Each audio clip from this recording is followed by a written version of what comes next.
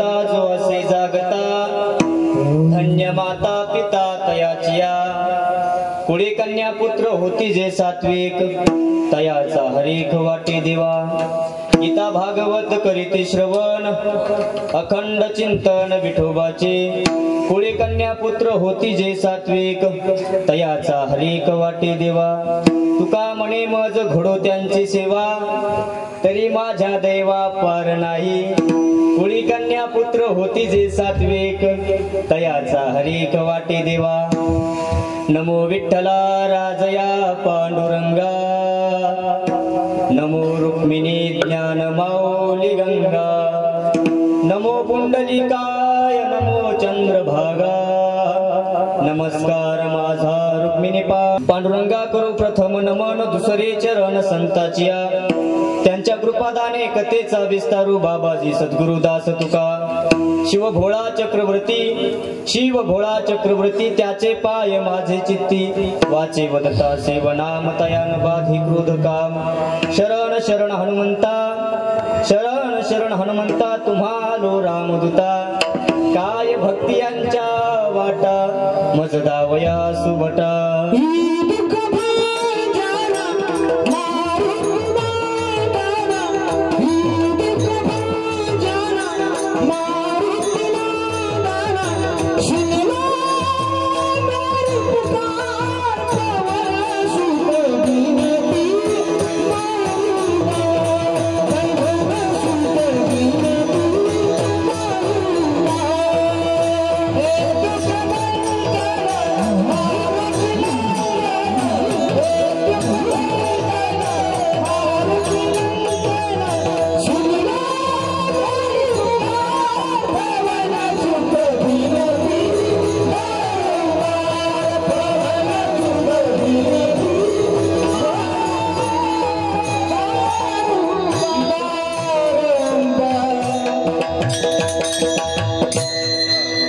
संपाद्य ज्ञानं च विधाय भक्तिं विलोकितो येन समाधिराज वैराग्यवन्तं सुविचारयुक्तं नमामि जोगं शिरसा गुरुन्तं जिथे ज्ञान विज्ञान संजीव होते जिथे योग विद्येस सामर्थ्य येते जिथे मानवाला मिळे मोक्ष गाथा तुझ्या पायरीसी सदा नम्र माथा सरस्वती माते मज द्यावी स्मृती येतो का कुळते तुझ लागे आपल्या बालकासे आता धरे हाती न करावे फजेते जनामध्ये विठ्ठला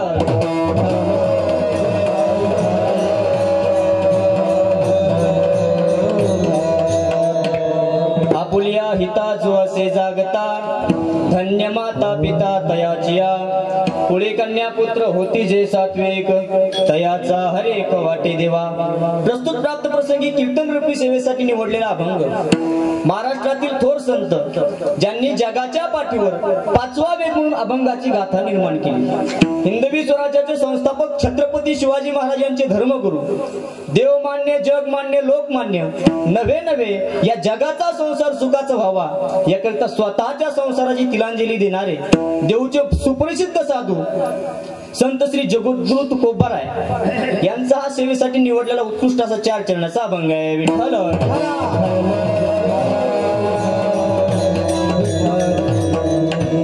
आजच्या अभंगातून जगद्गुरु तुकोबाराय आपल्या आत्महिताच्या ठिकाणी जागा असणाऱ्याच्या आई वडिलाला धन्यता देतात भगवान परमात्म्याला त्यामध्ये हर्ष वाटतो आणि मला त्याची सेवा घडावी घडल्यास माझ्या दैवाला पारावार राहणार नाही असा तुकोबारायांचा या अभंगातून उद्देश आहे म्हणजे हा कसं आहे ब्रह्मा महाराज एका जणानं मला सांगितलं महाराज आमचा 9 एकरचा पोल्ट्री फार्म आहे म्हणलं आम्हाला कशाला सांगायला आहे का नाही तात्या संन्याच्याला लोड कशाला देतो नाही म्हणले पैठणी घेऊन जा अरे त्याने लग्नच नाही केलं तुम्ही पैठणी काय करायची त्याला आहे का नाही तसं तुला 6 कोटीचा पोल्ट्री फार्म आहे पण आम्हाला त्याची गरज नाही उलट आम्ही तिथून चाललो आम्हाला वास आलाय आपण ज्या ज्ञानोबाराय तुकोबारायच्या नावानं भाकरी खातो ज्या संप्रदायाच्या नावानं भाकरी खातो त्या संप्रदायाचं नाव उंचावा असं तुम्ही भव्यदिव्य नियोजन करता म्हणून तुम्हाला धन्यवाद विठ्ठल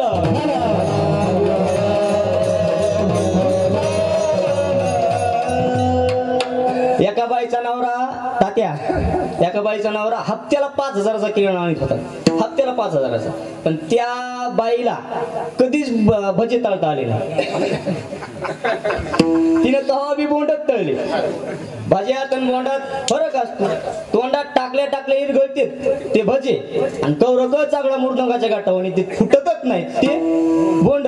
गण नवरा श्रीमंत पण बाई सुगरण नाही ना. सुगरणपणा देव एखाद्याला देतो आणि तसा भले परिवाराला दिलाय, म्हणून तुम्हाला धन्यवाद विठ्ठल. मी म्हणलेलो चुकलं गाव, चुकलं तर करू. मुखानं टाळी वाजत असते, वाजते का? मी पाहू लागलो मागची मंडळी झोपलेत का जागे. इकडं झोपलत नाही कोणी, तिकडं बघता येत नाही. कारण कीर्तनात झोप येणं हे पापाचं लक्षण आहे. कीर्तनात झोप येणं हे पापाचं लक्षण आहे. कीर्तन हे झोपण्यासाठी नसतं. कीर्तन अयोध्येच्या निद्रेतून जागा होण्यासाठी असतं. एके ठिकाणी महाराज म्हणतात, जागा रे गोपाळांनो जागा, राम नामे जागा. कीर्तनात झोप येणं हे पापाचं लक्षण आहे महाराज. बरं, झोप काही एकली येत नाही, एकली येतच नाही झोप.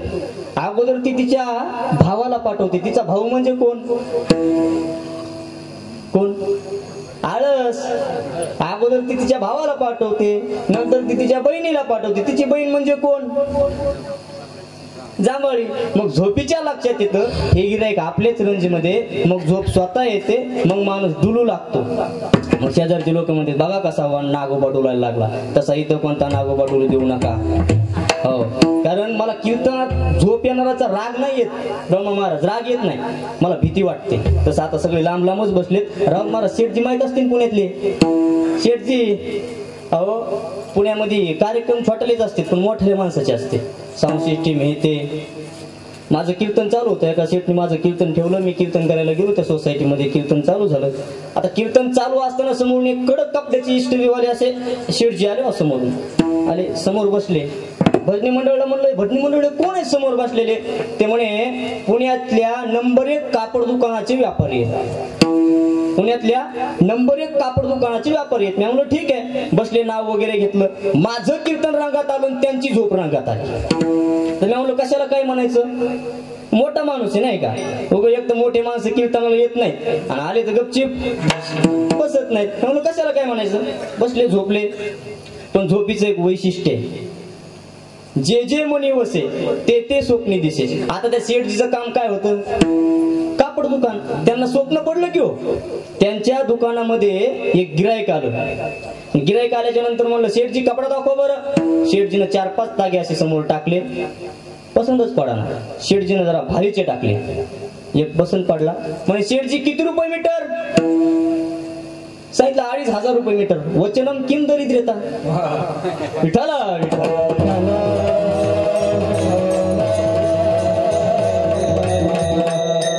2,500 रुपये मीटर. शेठजी काही कमी? 1 रुपया सुद्धा कमी होत नाही म्हणे. तुम्ही येताना वाटलं का नाही म्हणे, ती तिथं पाठी एकच भाव. दुकानाचं नाव एकच भाव. ठीक आहे म्हणली, फाडा. आता शेठजीनं धरलं मग धोतर. मला अहो शेठजी मग धोतर. शेठजी म्हणले, महाराज तुम्ही बोलायचं काम नाही, आमचा भाव ठरला. मला अहो शेठजी तुमचा भाव ठरला पण धोतर माझं. त्यामुळे तुम्ही बोलायचंच नाही. अहो शेठजी म्हणून तर एका धोतराचे 2 धोतर केले. मला सांगा महाराज लोकांना जीनच्या पॅन्टीवर कीर्तन करावं का? करावं का तात्या? म्हणून तसं कोणीही झोपण्याचा प्रयत्न करू नका. आता आलात, हातानं टाळी आणि मुखानं नाम कीर्तन करून मला साथ द्या. विठ्ठल.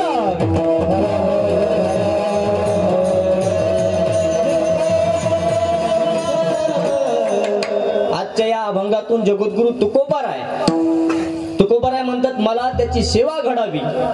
भगवान परमात्म्याला त्यामध्ये हर्ष वाटतो आणि मला त्यांची सेवा घडावी. घडल्यास माझ्या दैवाला पारावार राहणार नाही. अशी भाषा तुकोबाराय वापरत असताना एरवी संतांच्या बाबतीत तुकोबाराय बोलायचं झालं तर ताते ते म्हणतात, करीशी जे देवा करी माझे सुखी, तरी मी त्याची मुखे न म्हणे संत. म्हणजे काही संत नसणाऱ्यांना, असंतांना तुकोबाराय संत देखील म्हणायला तयार नाही. आणि ही भाषा देवाबरोबर आहे. एक महत्वाची गोष्ट म्हणजे संत ओळखण्याकरिता संतच असावे लागतात. संत ओळखण्यासाठी अंगात संतचपणा असायला पाहिजे महाराज. अहो आपण कोणालाही संत म्हणतो. आता एक गोष्ट लक्षात घ्या, संत भगवे कपडे घालू शकतात पण भगवे कपडे घालणारे संतच असतात असं कधी समजू नका. संत दाढी जटा वाढवू शकतात, पण दाढी जटा वाढवणारे संतच असतात असं कधी समजू नका. संत अंगाला भस्म लावून राहू शकतात, पण अंगाला भस्म लावणारे संतच असतात असं कधी समजू नका. कारण संत ओळखण्यासाठी संतच असावे लागतात.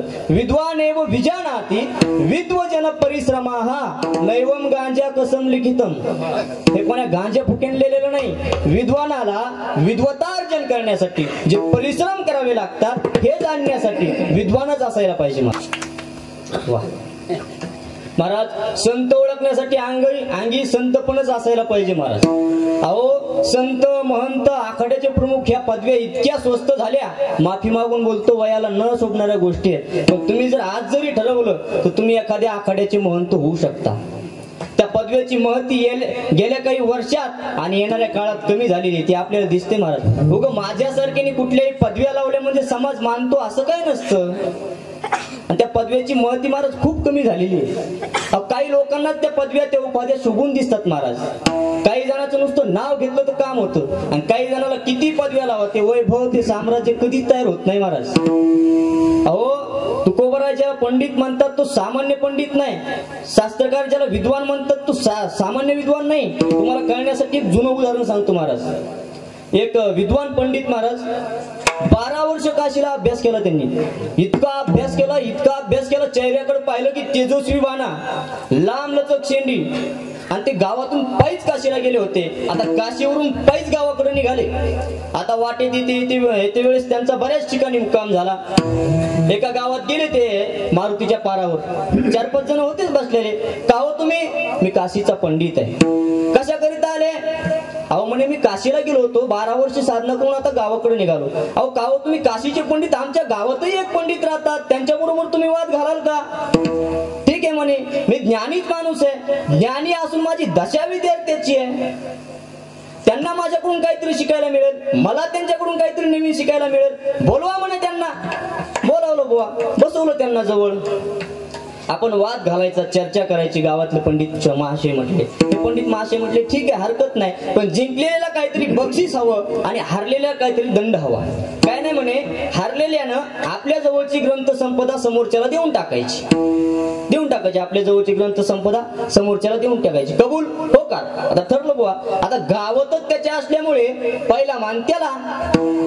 पण हा मूर्ख होता. एक श्लोक सांगतो तुम्हाला.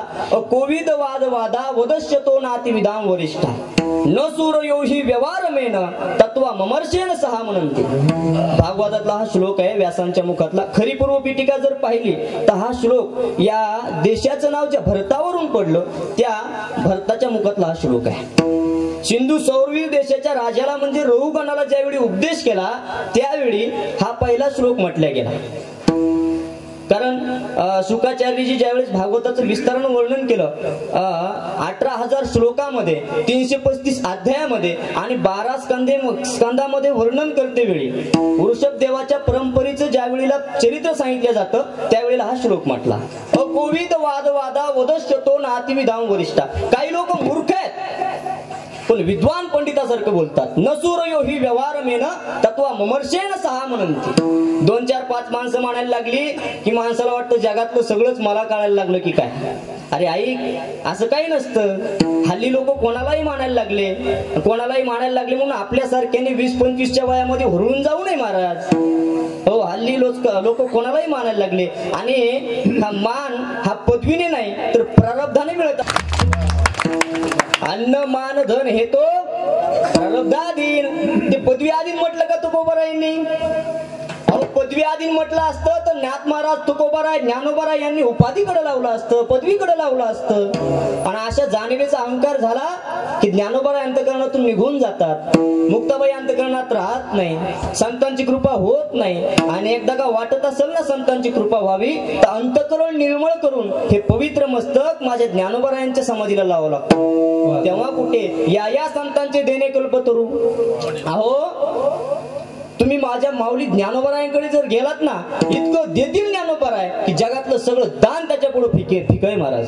4-5 पावलं माझ्या ज्ञानोबारायांकरिता टाका, संकट काळात तेच ज्ञानोबाराय हजारो पावलं टाकतील लागतील तुमच्या माझ्या करता. अहो कुठलं पंडिताचं पण होतं, कुठलं विद्वानाचं पण होतं माझ्या ज्ञानोबारायांकडे. बडी बडी जगमोहा पंडित हो नकोय, 10 अक्षर प्रेम का पडेसो पंडित होय. कबीरदासजी म्हणतात आपण कोणालाही विद्वान म्हणतो, टोपी बनाई सूत की पहनने वाले हजार, टोपी बिचारी क्या करे पेट में काला बाजार. अहो महाराज हुरळून जाण्याचा काळ आज तर नाही महाराज. आणि अशा जाणीवेचा अहंकार झाला की ज्ञानोबाराय तुकोबाराय अंतःकरणातून निघून जातात. विठ्ठल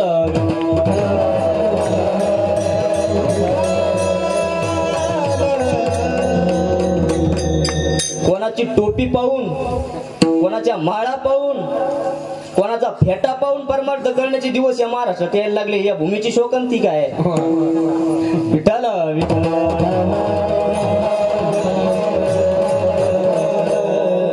माफी मागून बोलतो, महाराज कोणत्या गाडीतून आले याचकडे लोकांचं लक्ष आहे. तात्या ते इथं आल्यावर किती वव्यान किती प्रमाणवंत त्याच्याकडे कोणाचंच लक्ष नाही. आणि जर दिलं तर वारकरी संप्रदायाची क्रांती झाल्याशिवाय राहणार नाही. विठाला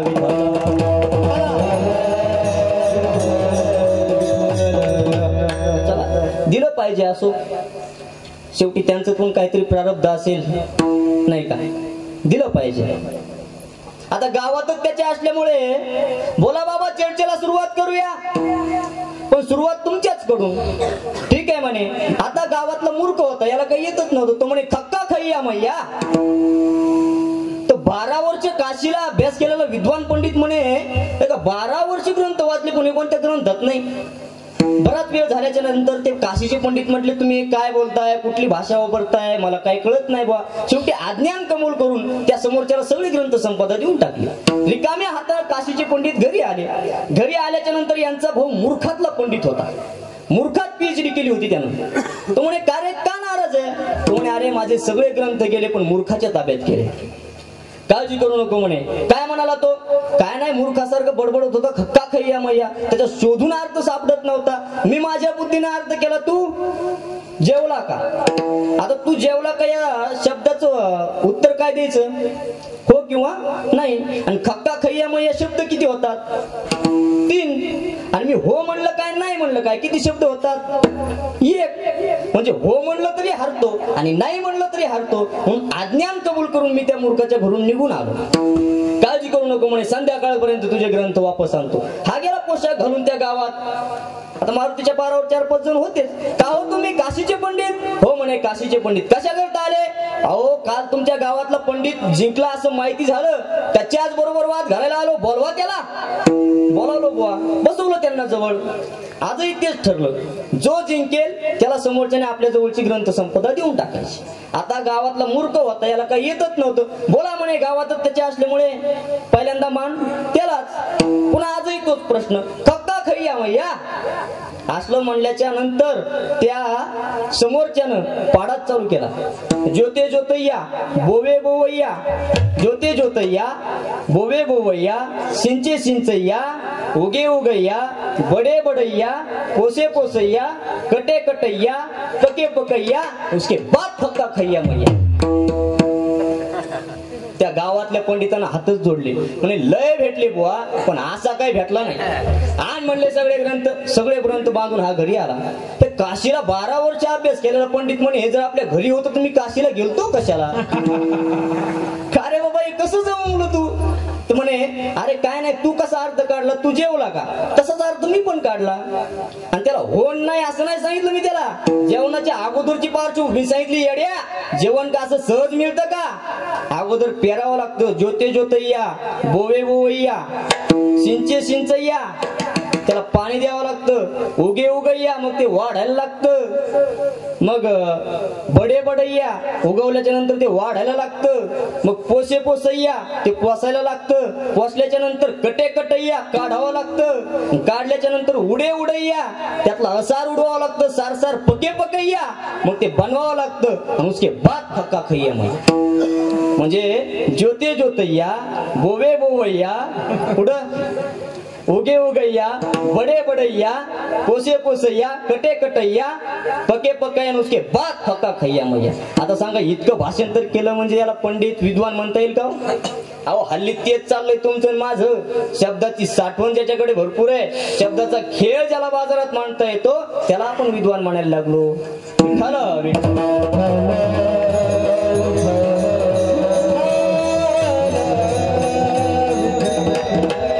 पण शास्त्रकार तसं सांगत नाहीत महाराज. विद्वान एवं विजानाती विद्वजन परिश्रमाः.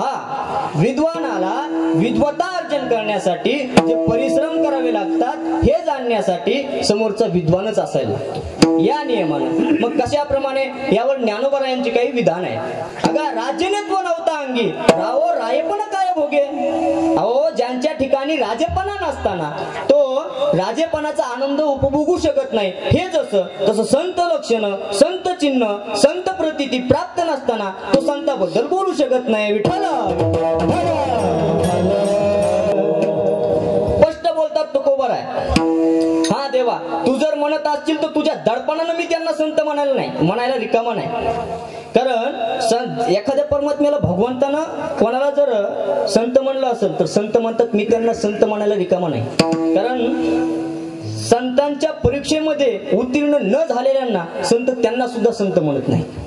पण देवाला संत म्हणतात. तुझ्या दडपणानं मी त्यांना संत म्हणणार नाही. करीशी जे देवा करी माझे सुखी परी मी त्याची मुखे न म्हणे संत. या दोघांचा मेळ असा आहे. तुकोबाराय म्हणतात मला त्यांची सेवा घडावी. संतांची सेवा तुकोबारायांना अधिक श्रेयस्कर वाटते. कारण भगवान परमात्मा जिथे प्रगट झाला तिथे इच्छापूर्तीला वाव आहे. निराकारी ओस दिशा तेथे इच्छा स्फुरत असे. मग सगुण साकार संतांच्या रूपाने संतांची संगती तुकोबाराय या अभंगातून मागतात.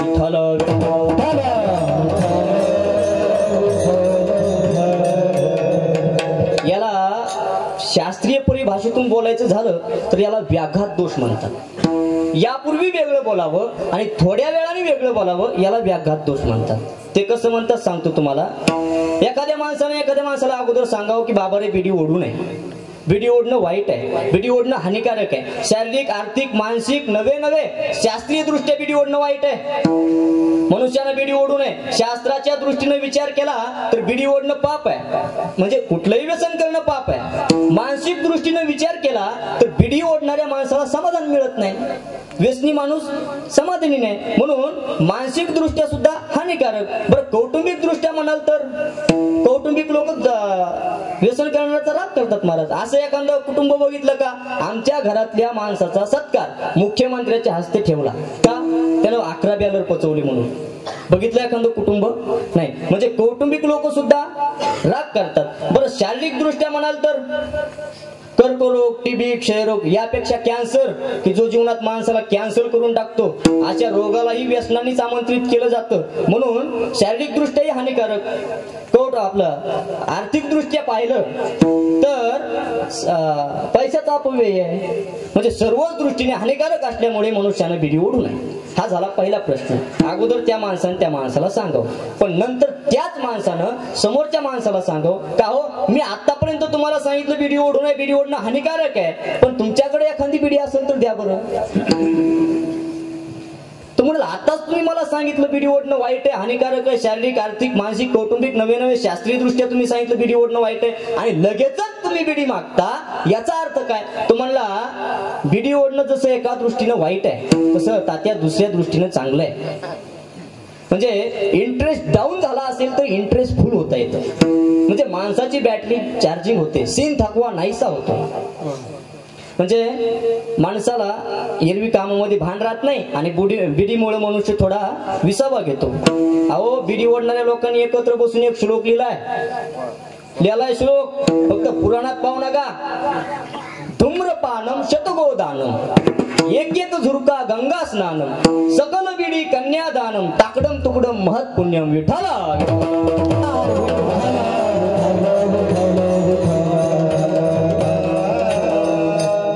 याचा अर्थ सांगायचं झालं तर एकदा बिडी ओढली तर 100 गाई दान दिल्याचं पुण्य मिळतं म्हणे.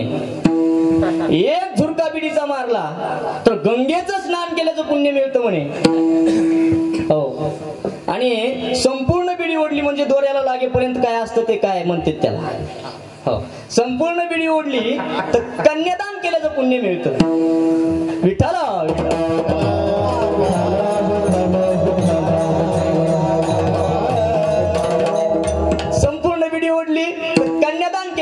मिळतं. याही पेक्षा लोकांनी ओढून फेकलेले तुकडे ओढले तर महत् पुण्य. म्हणून माणसाने बिडी ओढली. म्हणजे अगोदर सांगितलं बिडी ओढू नये आणि नंतर सांगितलं बिडी ओढावी, याला म्हणतात व्याघात दोष. तसं तुकोबर आहे, तुम्ही अगोदर सांगतात मी त्यांना संतही म्हणायला रिकामा नाही आणि या अभंगातून मात्र म्हणतात तुका म्हणे माझं घडो त्यांची सेवा. याचा अर्थ काय? आता या दोन्हीचं उत्तर सांगतो. तुकाराम महाराज म्हणतात जे संत नसतील त्यांची मला सेवा नकोय, म्हणजे संत आहेत त्यांची मला सेवा घडावी. अहो तुकोबराने एका ठिकाणी सांगितलेलं ऐशेवर ममचं दावी नारायणा की कोण पुण्य यांचा होईन सेवक जिही द्वंद्वाधिक दुराविले. ऐशी वर्मे मज दावी नारायणा. नारायणा असं वर्म मला दाखव की त्यांचा मी कोणत्या पुण्याने सेवक होईल. मग संतांची सेवा मागतात तुकोबर. संतांची सेवा मागण्यासाठी बरेच अभंग आहेत. महाराज कीर्तन जर नीट ऐकलं, कीर्तन बरेच लोक मला म्हणतात महाराज झकास कीर्तन करा. हे झकास कीर्तन कसं असते मला नाही कळत. माझ्या कीर्तन गावामध्ये कीर्तन होतं, माझं पहिलंच कीर्तन होतं गावामध्ये. ब्रह्म महाराज होते तिथं, त्यांनी ऐकलं. लोक मला सकाळपासून म्हणायचे महाराज हसवा, महाराज हसवा. कीर्तन हसण्यासाठी असते महाराज, कीर्तन हसण्यासाठी नसते. कीर्तन अयोध्येच्या निधीतून जागा करण्यासाठी असतं. असो काय चाललं होतं आपलं कीर्तन. मी पण लय दिवसापासून कीर्तनच केलं नाही बरं, ध्यानात राहत नाही आता लय दिवसातून. हो कळेच बंद होत. विठाला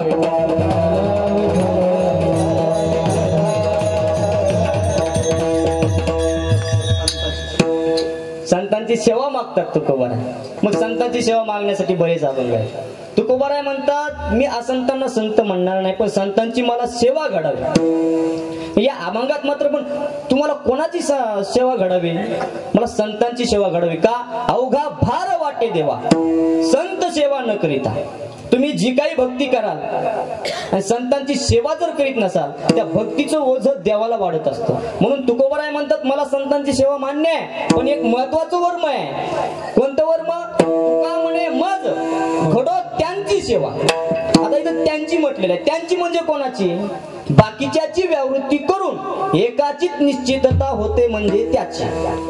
त्यांची म्हणजे कोणाची? मग काही लक्षण आली तिथे की मला वाटलं ब्रह्मा महाराजांचीच मैत्री करावी, त्यांची मैत्री करावी. त्यांची म्हणजे कोणाची? मग काही लक्षण आली की अशा अशा लक्षणांनी युक्त असतील त्यांची. विठ्ठला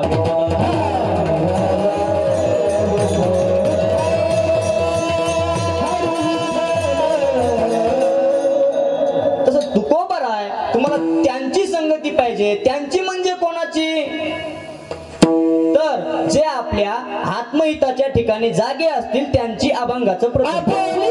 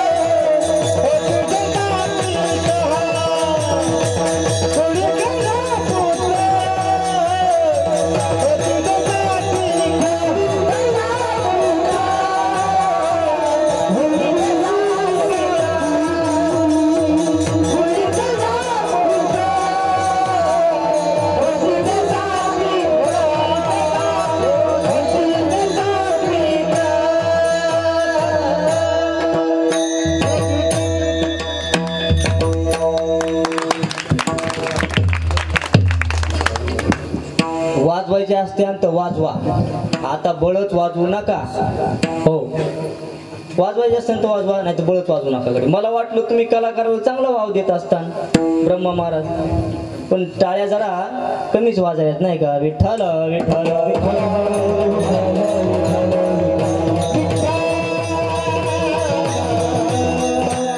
आपल्या हिताच्या ठिकाणी जे जागे आहेत त्यांना त्यांच्या माता पित्याला धन्यता देतात तुकोबराय. मग अशी मुलं जन्माला यायला मायबापाचं पुण्य पाहिजे. शास्त्र सांगतं शिशुलो मातृपुण्येन पितृपुण्येन चतुरता. विठ्ठल विठ्ठल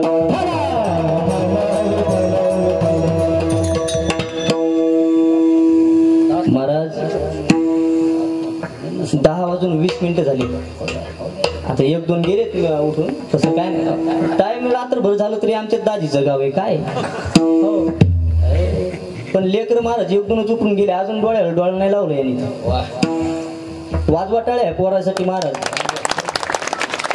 वय का रे तू कीर्तनाला कीर्तन ऐकायची वय का? तमाशाला जायचंय का? अरे खरं वय तुझं हेच आहे ना कीर्तन ऐकायचं. विठ्ठल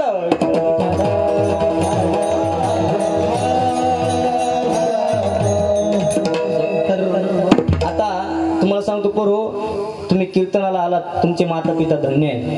कारण खरं सांगू, आता जेवढे माझ्या समोर बसलेले ज्येष्ठ श्रेष्ठ मंडळी यांनी कीर्तन ऐकलं तरी जमतंय, नाही ऐकलं तरी जमतंय. कारण ते बिघडलेले नाहीत आणि बिघडत नाही. तरी किंवा गरज कोणाला कीर्तन ऐकायची? तुम्हाला. पण कीर्तनाला आलं पाहिजे महाराज. अहो महाराज म्हणतात तरुण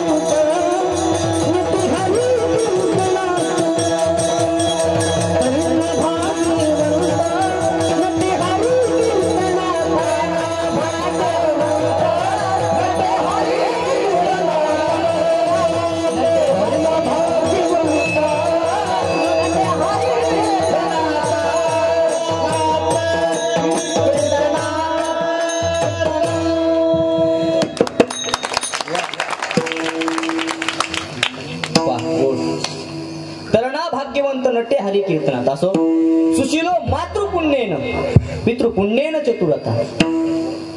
पुण्यवान जन्माला येण्यासाठी स्वतःच पुण्य पाहिजे, उदार जन्माला येण्यासाठी वंशाचं पुण्य पाहिजे, विद्वान जन्माला येण्यासाठी पुण्य बापाचं पाहिजे आणि शिलवान जन्माला येण्यासाठी पुण्य आईचं पाहिजे महाराज. आता याच्या उलट, उन्मत्त मुलगा जन्माला आला आईचं पाप, मूर्ख मुलगा जन्माला आला समजायचं बापाचं पाप, कंजूस जन्माला आला समजायचं वंशाचं पाप आणि दरिद्री जन्माला आला समजायचं स्वतःचं पाप. मी सांगत नाही, शास्त्रकार सांगतात. उन्मत्तो मातृदोषेन पितृदोषेन मूर्खता अदातुम वंशदोषेन आत्मदोषेन दरिद्रता.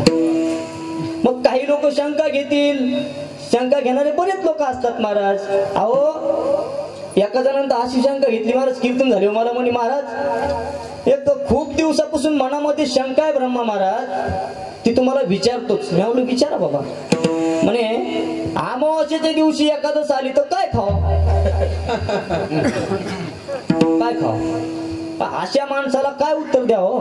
मी म्हणलं हे पा अमावास्येच्या दिवशी एकादश येत नाही. म्हणे महाराज मला पण माहिती अमावास्येच्या दिवशी एकादश येतच नाही, तरी पण आलीच तर काय खाव? मी म्हणलं हे पा अमावास्या ही तिथी वेगळी आहे, एकादशी ही तिथी वेगळी आहे. अमावास्येच्या दिवशी एकादशी येतच नाही. म्हणे अहो महाराज अमावास्येच्या दिवशी एकादशी येत नाही हे तर मला पक्क माहिती, पण आलीच तर काय खाव? मी म्हणलं हे पा सोपं सोपं सांगून टाकलं, कॅलेंडर मध्ये नाही. तुम्ही कॅलेंडरचं जाऊ द्या, मी पंचांग पाहिले पंचांगात नाही, पण आलीच तर काय खाव? आता मग अशा माणसाला अशीच उत्तर द्यावं लागतं. मी म्हणलं हे पा अमावास्येच्या दिवशी एकादश येत नाही पण आलीच तर लोण्याचे भजे गावरान तुपात तळून खुशाल खावा. विठ्ठल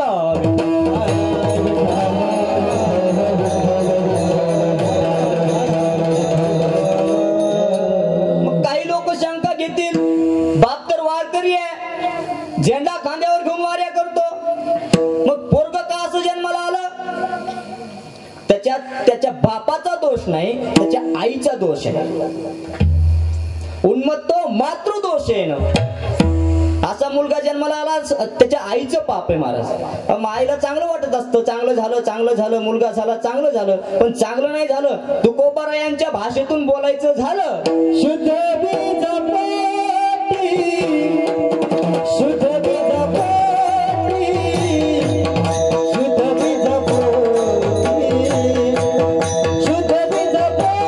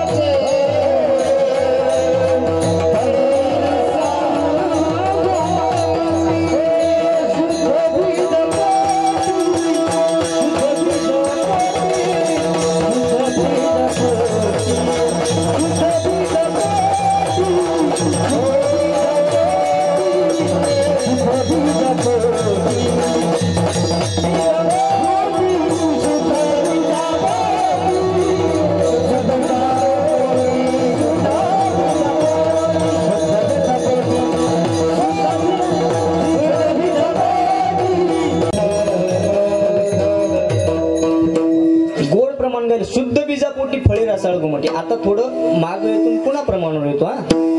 मग अशी मुलं जन्माला यायला मायबापाचं पुण्य लागतं महाराज, आईचं पुण्य लागतं. कारण नियम आहे, सुशिलो मातृपुण्य आहे ना. शिलवान मुलगाला जन्माला आला त्याच्या आईचं पुण्य आहे महाराज. पण उन्मत्त मुलगा जन्माला आला त्याच्या आईचं पाप. मग तुकाराम महाराज म्हणतात अशा मुलाला मुलगा म्हणू नका. मग व्याली कुऱ्हाडीचा दांडा, माझे शब्द नाहीत, तुकोबारायांचे वयाला न शोभणारे शब्द आहेत, पण तुकोबारायांचे शब्द आहेत महाराज. व्याली कुऱ्हाडीचा दांडा वर्ण घालीचं तोंडा. तुकोबाराय म्हणतात अशा मुलाला मुलगा म्हणू नका. बरं त्या मुलाचं काय होतं? अहो त्या मुलाचं द्या सोडून, त्या मुलाला जन्माला आणणाऱ्या आईचं काय होतं? तुका म्हणे जाय नरका अभक्ताची माय. त्या अभक्ताच्या आईला नरकाला जावं लागतं महाराज, असं तुकोबाराय सांगतात. विठ्ठल विठ्ठल.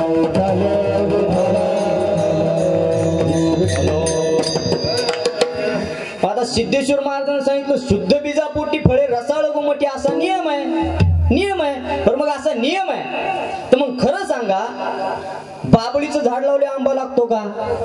लागतो का? बीज बोये बबूल का, आम का असे खाय. मग पुराणात एक मोठा प्रश्न आहे, हिरण्यकश्यपू झाड येड्या बाबळीचं, नुसत्या बाबळीचं नाही, येड्या बाबळीचं, आणि त्याला लागला हापूस प्रल्हादासारखा. जर तुमचा नियम आहे शुद्ध बीजापोटी फळे रसाळ गोमटे असा तुमचा नियम आहे, तर मग पुराणातला मोठा प्रश्न आहे ना, हिरण्यकश्यपू झाड बाबळीचं, त्याला लागला प्रल्हाद हापूस आंब्यासारखा. याचं कारण त्याची आई हे लक्षात ठेवा. गोरोदोर अवस्थेमध्ये कयादूला इंद्र चोरून नेतो आणि नारदाचं लक्ष केल्यावर नारद रागावले, सोडलं महाराज. ती गोरोदोर अवस्थेमध्ये नारदाच्या आश्रमात राहिली आणि रात्रंदिवस नारायणाचं नाम चिंतन, याचा परिणाम माऊलीने हरिपाठात सांगितलं महाराज.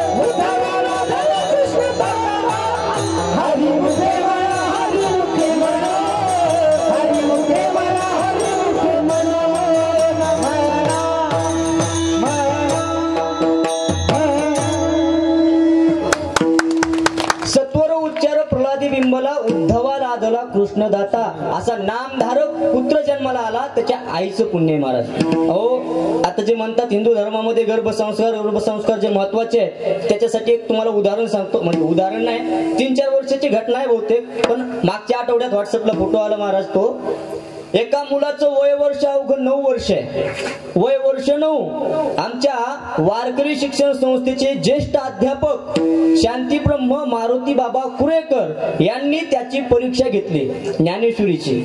त्यांनी संपूर्ण ज्ञानेश्वरी कंठस्थ केली होती. का? तो पोटात असताना त्याच्या आईनं ज्ञानेश्वरीची 108 पारायण केली होती. विठ्ठल विठ्ठल.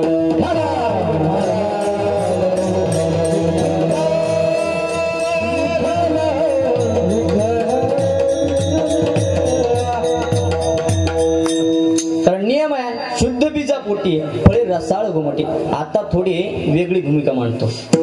उद्योगो नास्ति दरिद्र. प्रत्येकाला श्रीमंत व्हावं वाटतं, प्रत्येकाला पुण्यवान व्हावं वाटतं, प्रत्येकाला निर्भय राहावं वाटतं आणि प्रत्येकाला श्रीमंत व्हावं वाटतं. पण त्याचे उपाय आपल्याला करत नाही आपण. तुम्हाला श्रीमंत व्हायचंय, उद्योग करा. तुम्हाला निर्भय राहायचंय, जागे राहा. तुम्हाला कलाचा नाश करायचा आहे, मौन धारण करा. कारण उद्योगाचे घरी रिद्धी सिद्धी पाणी भरी. मग तुम्हाला पुण्यवान व्हायचंय का? मग असलेल्या पापाचा नाश करा. मग पापाचा नाश करण्यासाठी जप आहे. विठ्ठल विठ्ठल मंत्र सोपा करी पापा निर्मूळ. नामसंकीर्तन साधन पै सोपे, जळतील पापे 1-2 महिन्याचे. जन्मांतर असं आहे का? जन्मांतरीचे पाप जाळण्याची ताकद नामात आहे महाराज. म्हणून महाराज म्हणतात, रामकृष्ण हरी विठ्ठल केशवा मंत्र हा जपावा सर्व. जप म्हणजे 2 अक्षर आहेत, ज आधी प, मग संधी झाला तो जप. आता जचाही अर्थ आहे, पचाही अर्थ आहे. जकारो जन्म विच्छेदा, पकारो पाप नाशना. आता जचाही अर्थ आहे अनेक जन्माची निवृत्ती आणि पापांचा अभाव. म्हणजे जकारो जन्म विच्छेदा, पकारो पाप नाशना. ही कृती ज्या याच्यात आहे, म्हणजे मंत्रात आहे. म्हणून रामकृष्ण हरी विठ्ठल केशव. बरं, रामकृष्ण हरी का? रामकृष्ण या मंत्रामध्ये वेदाचं सार आहे. रामकृष्ण हा मंत्र पुराणाचा सार्थ आहे. तुम्हाला कळण्यासाठी उदाहरण सांगतो. एकदा अकबर बादशाह पुष्पवाटिकेमध्ये फिरू लागले आणि प्रत्येक गोष्टी प्रत्येक ऋतूमध्ये येत असतात. असा एक 1.5 ऋतू आहे. त्या 1.5 ऋतूमध्ये ब्रह्मकमळ उमलतंय. कमळापैकी अशी जी जात आहे ब्रह्मकमळाची, आणि ते सुद्धा रात्रीच उमलते. बाकीची सगळी कमळ दिवसा उमलतात, वरी तोंड करून उमलतात. पण ब्रह्मकमळ रात्री उमलतंय आणि खाली तोंड करून उमलते. ज्या त्या गोष्टीला जे ते काळ लावलेले आहेत महाराज. असो, बादशाने पुष्पवाटिकेमध्ये फिरत असताना एक फुल तोडलं. कर्मनो गहनो गती. ते फुल इतकं सुगंधी होतं, राजाला ते आवडलं. राजाने लागली सभा घेतली. श्रीमंत राजा आहे, बलशाली राजा आहे, मोठा राजा आहे. सभा घेतली. सांगितलं, जिथं जिथं मोकळी जागा आहे तिथं तिथं फुलं लावा. मसनवाट्यात फुलं, मंदिरात फुलं, आपल्या जमिनीत फुलं, कब्रस्तानात फुलं, मशिदीत फुलं. कुठंच जागा रिकामी ठेवू नका, म्हणजे सगळीकडे फुलं लावा. आता 2-3 दिवस बिरबल सुट्टीवर गेलते. बिरबल आले तर ते खड्डे खांदायचे काम चालू होते. तात्या खड्डे लय लोक खांदायले. ब्रह्मा महाराज पण झाडच लागणार, काम लागणार. माहिती का? अहो ते झाडाला राग आला ना, झाडाला सुद्धा राग आला. झाड म्हणलं, ज्याने खड्डा खांदाय त्याचा फुटू काढीनं. येशीच्या गाडीतून उतरलेल्याने फक्त हातात झाड धरायचं. त्याला माहित बी नाही झाड कशाचं आहे. त्यांनी मला हात लावला, मला वाचायचंच नाही. विठ्ठला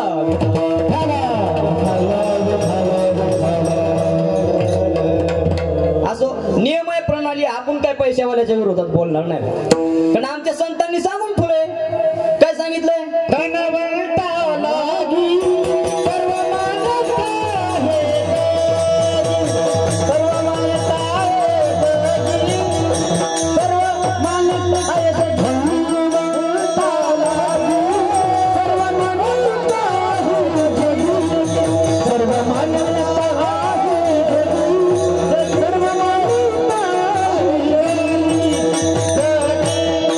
Yeah!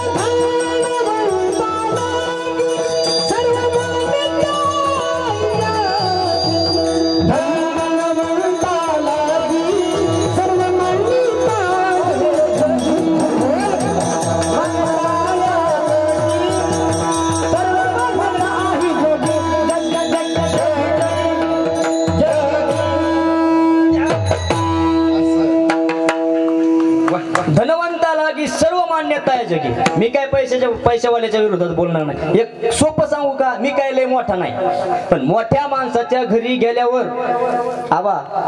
मोठ्या माणसाच्या घरी गेल्यावर 10-5 मिनिटं टीव्ही बघायला भेटत असते. आणि मी त्या टीव्हीवर एका मोठ्या माणसाचा अंतविधी पाहिला, मोठ्या माणसाचा पाहिला. मी काय पैशाच्या विरोधात बोलणार नाही, कारण पैशाच्या विरोधात बोलणं लय सोपं आहे, पण पैशाविषयी काहीच चलत नाही महाराज. म्हणून त्या मोठ्या माणसाच्या अंतविधीला गेलेली माणसं मसन वाटेत पण भुईला बसत नाहीत महाराज. धनवंताला की सर्व मान्यता आहे जगी, असो आपल्याला काही घेण देण नाही. पण कसं आहे माहिती का, ते खड्डा खानदाराचा पण फुटून निघला पाहिजे. ते लग्नाला आलेले असतात महाराज लोक, वागिसण्याला येऊन बसते, त्याला त्या टपऱ्या गिलासाच्या होते ते अन्न आपल्याला आणतो मी, आपण पाहिले ते हिरवे निळे गुलाबी तसलं, ते कोणी धुतं नव्हतं काहीच नव्हतं, त्या गिलासात त्याला शरबत प्यायला, वागिसण्याचा हळकून टाकायला तेच, शेवटच्या साड्याची खडी साखर टाकायला तेच. पण आहे त्या टायमाला कोणता मोठा माणूस आला का लगेच कॅमेऱ्याची तोंड नियम आहे, प्रणाली असं. मी काय पैशावाल्याच्या विरोधात बोलणार नाही, पण कवा कवा खड्डा खानदाराचा फुट निघला पाहिजे महाराज. राजाने सांगितलं म्हणले, ते आता ते सगळी हिंदीच बोलत होते ना, राजाने सांगितलं म्हणले आता आपली हिंदी म्हणजे हेलपाटे खाती, इधर से गाडी आहे उधर से गाडी आहे, मै मध्ये राहिला विठाला विठाला.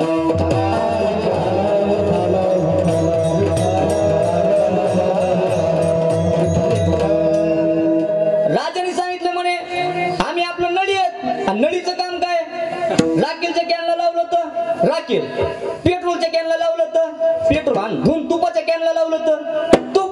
आम्ही आपलं नळी आहेत, बाहेर फेकायचं काम आहे, आणि तुला सांगितलं तुला नाही लावावं लागायचं. अरे बिरबल म्हणले पण राजाला सांगावं नाही कुठं बी झाडं लावणं उचित नाही म्हणून. अरे मसन वाट्यात सगळे फुलं लावायचे म्हणले माणसं कुठं जाळायचे, कब्रस्तानात सगळे फुलत लावायचे म्हणले माणसं कुठं पुरायचे, आणि त्या मोकळ्या रानात सगळे फुलत लावायचे म्हणले गहू ज्वारी कुठं पेरायची, फुलं खाता येत असते का चुरगळून. म्हणले आम्हाला नको सांगू, राजाला सांग जाय, बायकोनं भाकर दिली नाही म्हणून बैलाचे कान हाणायला, पप्याच्या माईने भाकर दिली नाही म्हणून बैलाचे कान हाणायला. बैल म्हणले अरे आमचे तुटूस तर हाणले तर तुला बायको थोडीच भाकर देणार आहे, तू तिला मन टाकलं तिला एकदाने आणतो तेव्हा तुला भाकर देईन विठाला विठाला.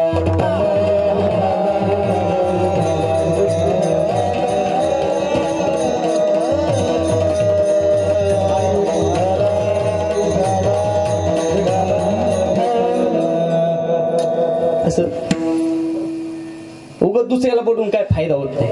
बिरबल गेले राजाकडे, बोले राजे साहेब तुम्हाला शोभते का कुठे फुलं लावायचे. अरे बिरबल सुगने के लिए कुछ होना भाई, बहुत बढ़िया खुशबू आती है रे.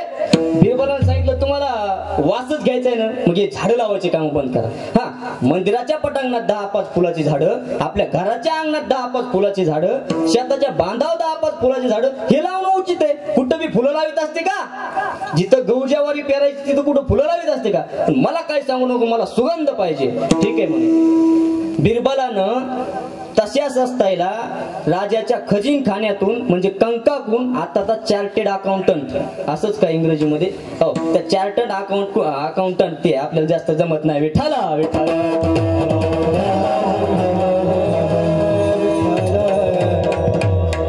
असं समजू नका मला काही येत नाही. तशाच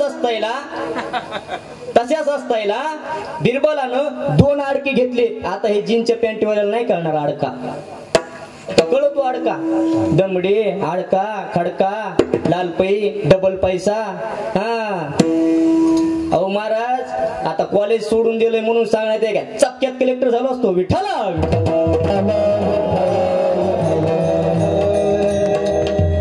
हो हे आकडे अजून कॉम्प्युटरच्या डोक्याच्या पलीकडचे आहेत ब्रह्म महाराज. आपल्याला एकाच आकड्याचा मेळ लागा ना, एकावर 17 शून्य दिल्यावर काय म्हणते सांगा मला, इथं कोणी बसलेले सांगा. एकावर 17 शून्य दिल्या मला पण, हा एकम दम शतम असं म्हणून सांगा. मी असं म्हणून सांगतो, फक्त बसलेल्या मला विचाराव त्याला येत असेल तर विठाला विठाला.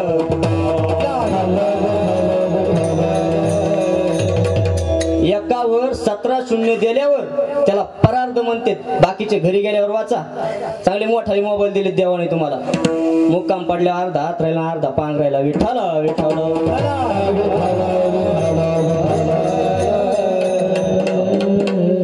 मग त्या बिरबलानं पैसे घेतले आणि एक आत्तर तेलाची बाटली आणली. काय आणली? आत्तर तेलाची बाटली आणली. आणल्याच्या नंतर एक थेंब त्या अकबर बादशाच्या हातावर टाकला. मागे पिछे करू बोले ऐसा आगे पिछे, असं माग पुढे केला. सुंगलो बोले ग्रामदेवता. ग्रामदेवता म्हणजे नाकाला हात लावला. ये बिरबल इंशाअल्लाह माशाअल्लाह, अरे क्या खुशबू है रे, अरे सब फुलों की खुशबू बूंद में आ रही है. असं म्हणल्याच्या नंतर बिरबल म्हणला, सरकार सगळ्या फुलांचा अर्क या अत्तराच्या बाटलीत आहे. तसं रामकृष्ण नामाचा अर्थ, रामकृष्ण नामाचा पुराणाचा मतीत अर्थ, शास्त्राचा मतीत अर्थ या रामकृष्ण हरी नामात आहे. म्हणून रामकृष्ण हरी विठ्ठल केशवा मंत्र हा जपावा सर्व काळ. म्हणून विठ्ठल जप माणसानं करावा. आता कलहाचा नाश करायचा, मौन धारण करा. मौन धारण म्हणजे काय? कोणालाच बोलायचं नाही असं आहे का? म्हणजे मर्यादेत बोला. शब्द हे शस्त्र असतात, जपून वापरायचे असतात. अख्खं महाभारत घडलं त्याला कारणीभूत शब्द आहे महाराज. विठ्ठल.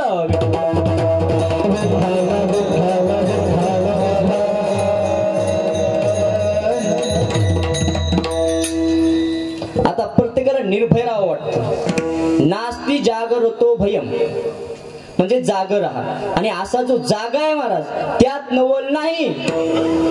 अभंगाच्या पहिल्या चरणाच्या पूर्वार्धात महाराज सांगतात, धन्य माता पिता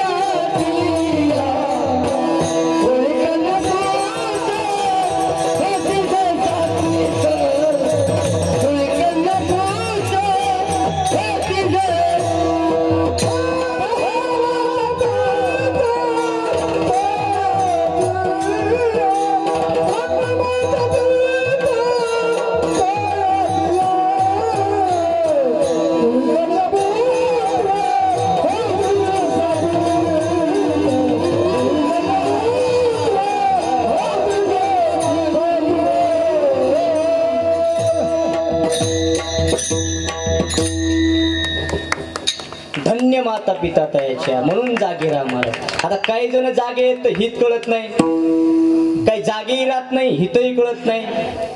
पण एक असाही वर्ग आहे तो जागाही आहे आणि हितही कळतं. आता काही जागे आहेत पण हित कळत नाही. तमाशाला गेलेली माणसं जागे आहेत पण हित कळत नाही. अहो प्रवचन 1 तास, कीर्तन 2 तास, सिनेमा 3 तास, तमाशा रात्रभर. रात्रभराच्या तमाशात झोपत नाही आणि 2 तासाच्या कीर्तनात जागत राहत नाही. म्हणजे जिथं हित आहे तिथं जागत नाही आणि जिथं हित नाही तिथं रात्रभर झोपत नाही महाराज. बरं ते वाद्य पहा, हे वाद्य पहा, फरक आहे का नाही त्याच्यातून याच्यात?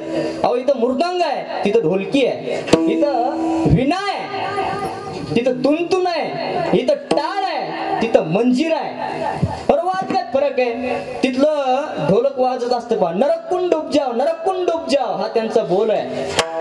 नरकुंड आतरी बसलेले लोक म्हणतात अरे नरकुंड उपजाव ठीक आहे, बिगर तिकीट वाले आपण तिकीट काढून आलो.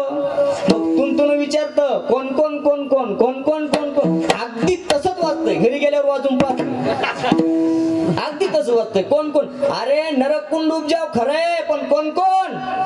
मंजिरा पुढे येते सबजन सबजन सबजन सबजन, तिकीट वाले बिगर तिकीट वाले, तिकीट वाले बिगर तिकीट वाले, सबजन डुबजा. तरी सुद्धा रात्रभराच्या तमाशात झोपत नाही आणि इथं 2च तास असतात महाराज. येशाम न प्रीती मृदंग वाजायला सुरुवात. ज्याचं प्रेम भगवान श्रीकृष्णावर नाही त्याच्या जीवनाचा धिक्कार असतो. म्हणून मृदंगाचा बोल आहे धिक्तान धिक्तान धिक्तान दिगितान. धिक्कार असो धिक्कार असो धिक्कार असो कोणाचा? त्याचं प्रेम श्रीकृष्णावर नाही त्याचा विठ्ठला.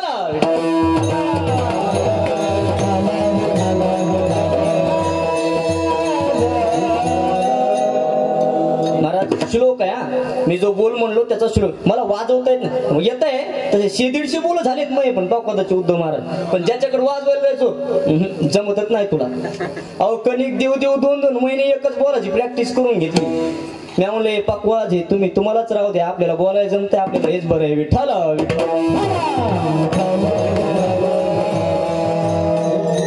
कोणाच्याही तोंडावर प्रेमानं हात फिरवा, कोणाच्याही तोंडावरून ते गोड बोलतं. तसं याला कणिक लावा, ते गोड बोलतं. याच्या शाईपुडीवरून हात फिरवा, ते गोड बोलतं. मृदंग मुखले पेन करोती मधुरम ध्वनी, मग ते वाजतं धिकटान धिकटान धिकटान दिगितान. वा, टाळे वाजवाय का सगळ्यांनी. मग ते वाजतं धिक्कार असो धिक्कार असो धिक्कार असो कोणाचा, ज्याचं प्रेम परमेश्वरावर नाही त्याचा. धिकटान धिकटान धिकटान धिगितान सततम कथयंती कीर्तनस्य मृदंगा. विठ्ठल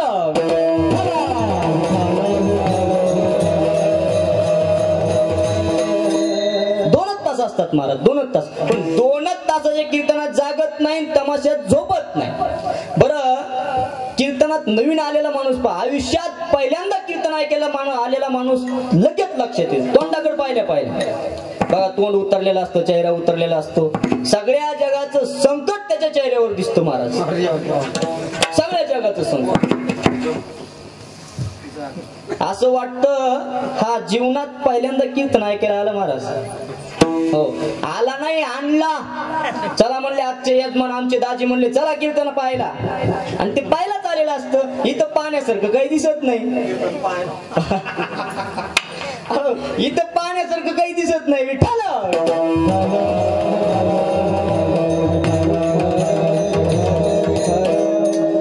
महाराजाचा रामकृष्ण हरी सुरू झाला महाराज की त्याला खांबाचा आधार मिळाला की तुकोबाराय सांगतात पा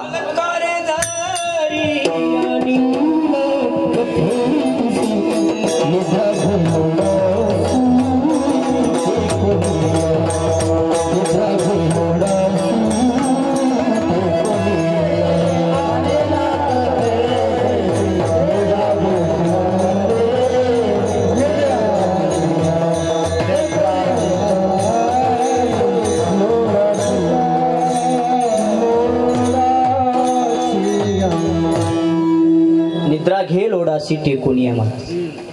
त्याला एकदा खांबाचा आधार मिळाला की मात्र तो मस्त झोपतो. म्हणजे इथं हित आहे तर जागत नाही. बरं आता हित म्हणजे काय, तर तुकोबारायांनी सांगितलेलं आहे. हित म्हणजे काय, हित म्हणजे काय,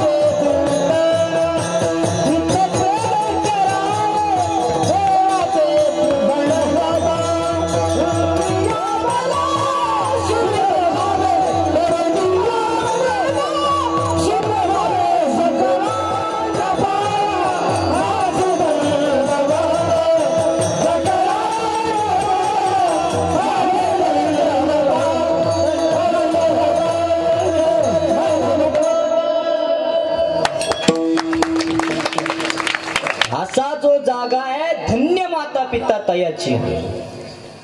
धन्य माता पिता तयाची. मग काही जागी राहत नाही, इथंही कळत नाही. विठ्ठल विठ्ठल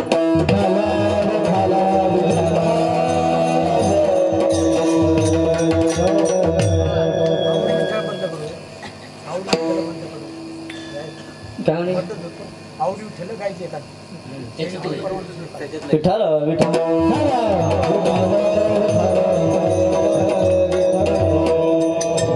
धन्य माता पिता.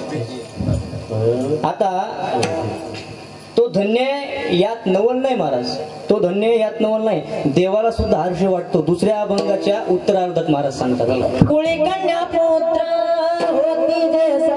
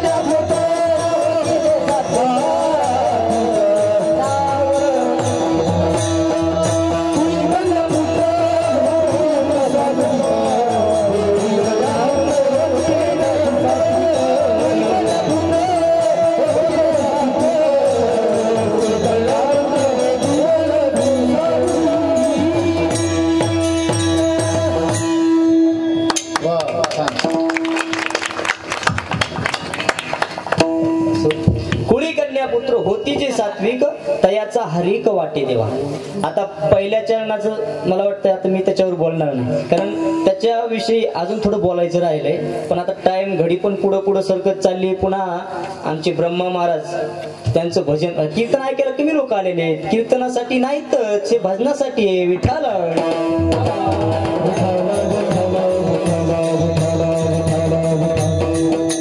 अहो महाराष्ट्रामध्ये लाखो दिवाणे बोच्या ना आवाजाचे महाराज. आवाजाचा बादशाह जर कोणाला मी म्हणत असेल आपल्या भागामध्ये तर ते ब्रह्मा महाराज आहेत. आपलं वैभव आहे महाराज ते. मी काय जास्त वेळ घेणार नाही तुमचा. तुम्ही जर आता केलेलं भजन मला जर पटलं ब्रह्मा महाराज, आता एवढ्या वर्ष तुमचं भजन राहू द्या, पण तुमचं भजन जर मला पटलं तर कीर्तन 11ला सुटलं, नाही तर सकाळचं तांबडं घ्या एकदा हातावर सगळ्यांनी मोठ्या प्रेमाने. आतापर्यंत मी तुम्हाला सांगितलं टाळ्या वाजवा, मधू पण सांगितलं आता वाजवू नका, पण आता सगळ्यांनी हातावर करा. वाट्यावरले आबा कृष्णा पकडे पिठो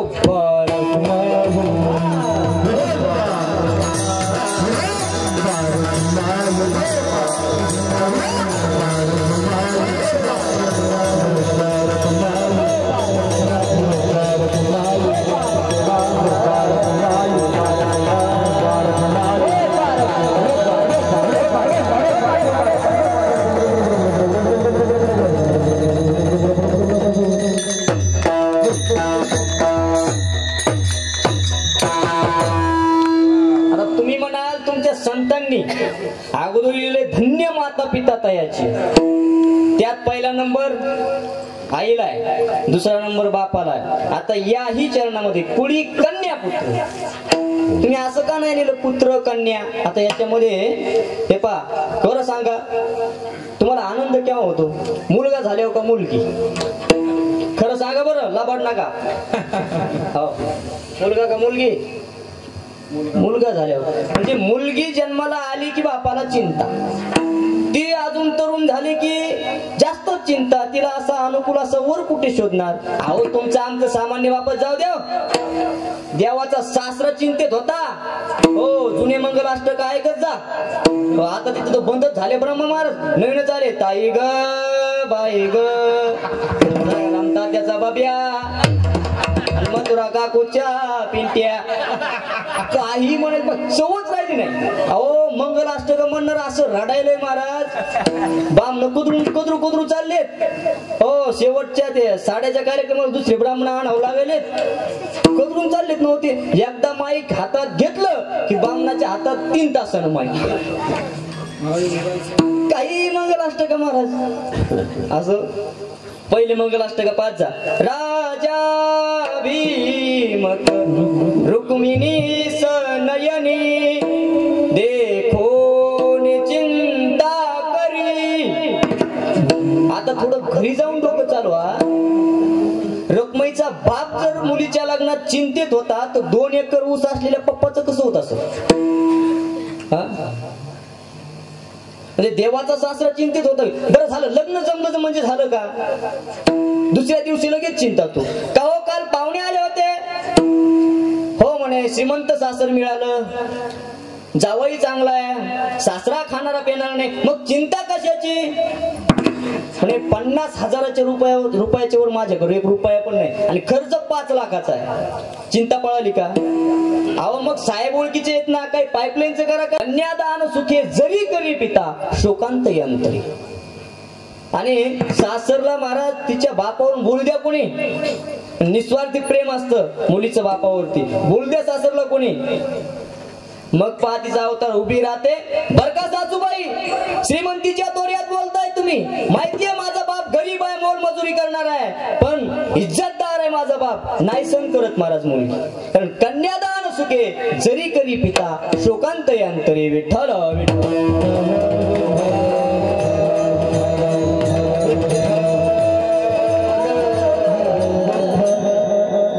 मुलीचं बापावरती निस्वार्थी प्रेम असतं. रडवतं महाराज जन्मदात्याला. आता मग पुत्र का? मुलाला पुत्र का म्हणतात? आता हे लेकर म्हणजे हे आपले अपत्य आहेत. जे बापाला अनेक आपत्तीत नेऊन घालतो तो अपत्य. पुत्र नावाचा अर्थ आहे महाराज, त्याचा शब्दाचा अर्थ आहे पुत्र. त्र म्हणजे त्रायते, पित्राते उद्धरती, पूर्वजाते तारिती, अशी पुत्र संपत्ती दुर्लभ. मी नाही सांगत, ज्ञानोबा सांगतात महाराज. धन्य वंशी जन्मला भगीरथ, गंगा आणोनी पूर्वज केले मुक्त, म्हणून त्याला म्हणतात पुत्र. पूर्वी संतांनी एकच मागितला होता, असा पुत्र दे. ऐसा पुत्र दे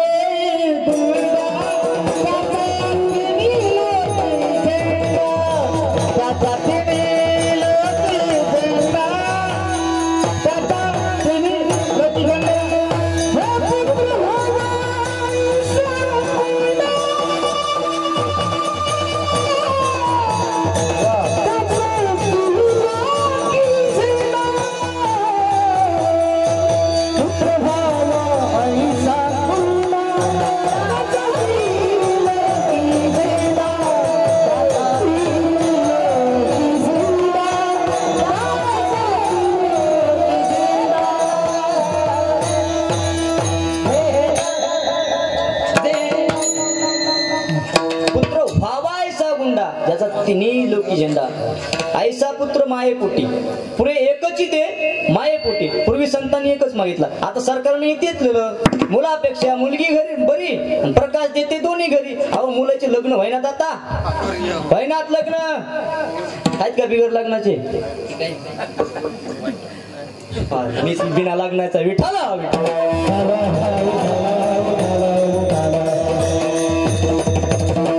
तुम्ही म्हणजे शालीतून दगड आणायला नाही का तात्या?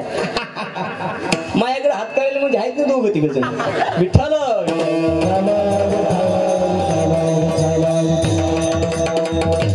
होईन तात्या, काळजी करू नका, क्षेत्र चांगलं आहे आमचं.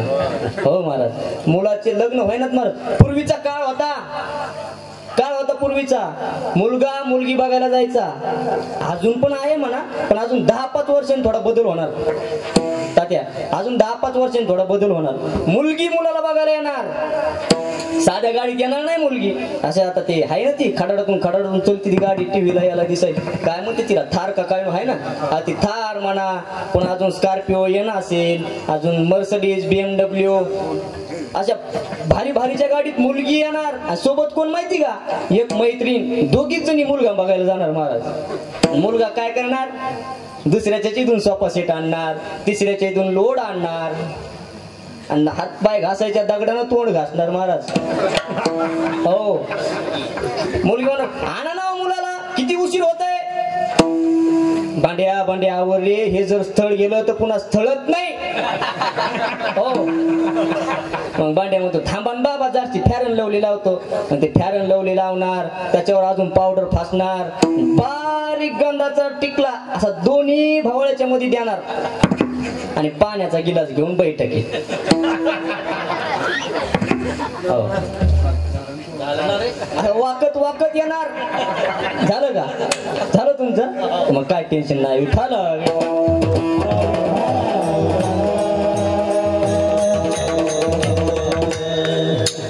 वाकत बैठकीत येणार महाराज.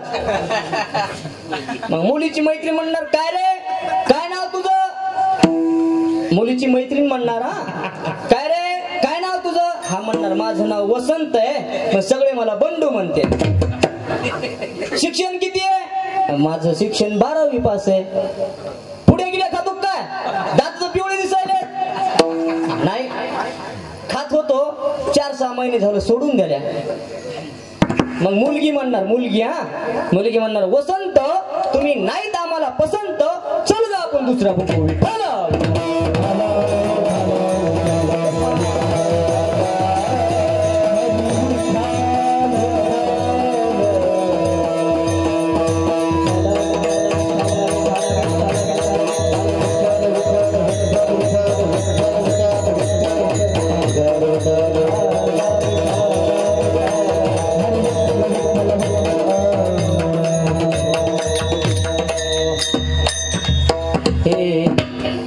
एवढं कशामुळे झालं माहिती का महाराज? विठ्ठल विठ्ठल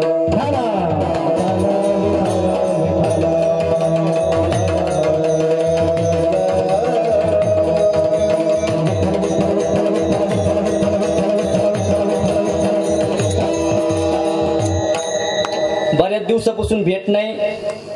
2-3 वेळेस आपल्याला म्हणलं सोळंकी तर काय दिसतच नाहीत बाबा, कुठे गेले ते. पुन्हा नंतर माझं काही येणं पण झालं नाही जास्त. असो, आज कीर्तनाच्या अर्ध्यात का होईना पण आले, त्याला महत्व आहे. विठ्ठल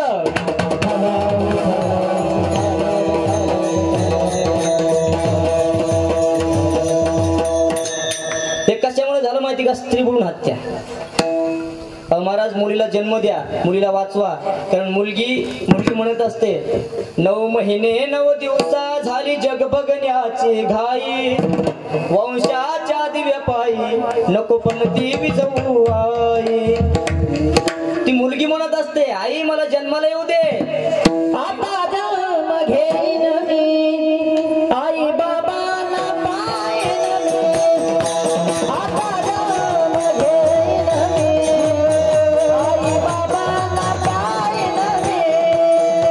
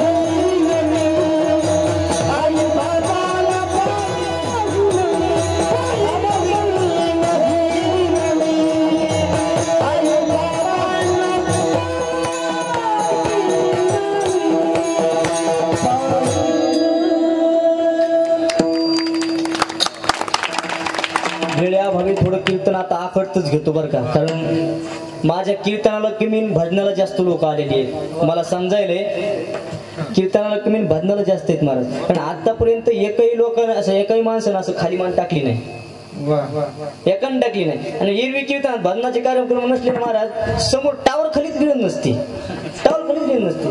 अहो 4-5 मारायला की खाली महाराज. म्हणून मला सुद्धा कळतंय की लोक एवढे आतुरतेनं बसलेत, ते फक्त भजनासाठी बसलेत.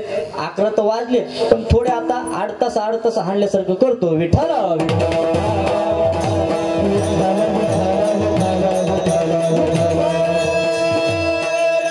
अहो पूर्वी संतांनी सांगून ठेवलंय, काय सांगितलं?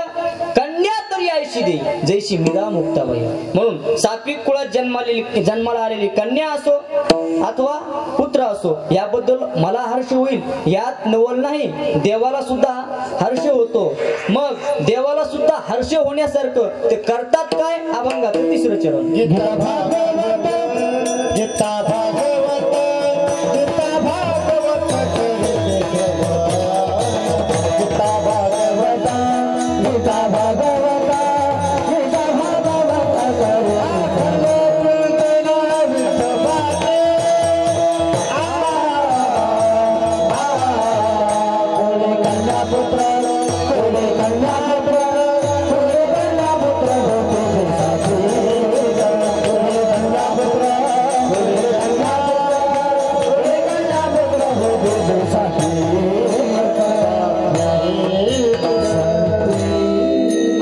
पटपट बोलतो, पटपट बोलतो. गीता भागवत या ग्रंथाचाच उल्लेख का केला तर कसं जगावं कसं मरावं या महत्वाच्या 2 प्रश्नांची उत्तरं या ग्रंथात आहेत महाराज. कसं जगावं याकरिता गीता आहे, कसं मरावं याकरिता भागवत आहे. कसं जगावं हे गीतेने अर्जुनाला शिकवलं, कसं मरावं हे राजा परीक्षितीला श्रीमद भागवताने शिकवलं महाराज. म्हणून गीता भागवत करीत श्रवण अखंड चिंतन विठोबाचे. जर असं जर जमत नसेल तर अखंड चिंतन विठोबाचे. मग काही लोक म्हणतील आमच्या म्हाताऱ्याला ऐकायची खूप इच्छा आहे पण बैर येते, त्यानं वाचावं, शिकलेलं नाही ते. मग अखंड चिंतन विठोबाचे. अखंड शब्दाला महत्व आहे महाराज. अखंड खंडेना जीवन रामकृष्ण नारायण. विषयांचा परी पाडून गोड परमार्थ लागे करू. कडू विषय गोडू जीवासी झाला. ज्याला आता पूर्वीच्या काळामध्ये महाराज साप चावल्याच्या नंतर लोक त्याला मांत्रिकाकडे न्यायचे. मांत्रिकाकडे नेल्याच्या नंतर सगळे मांत्रिक एकत्रित यायचे, मंत्रोपचार चालायचा.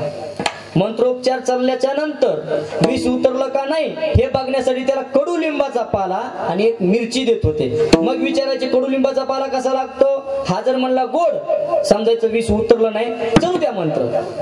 मग तसं विषयरूपी कडुलिंब ज्याला गोड वाटतो, भजन रूपी गुळ ज्याला कडू वाटतो, समजायचं साप चावला विठ्ठल.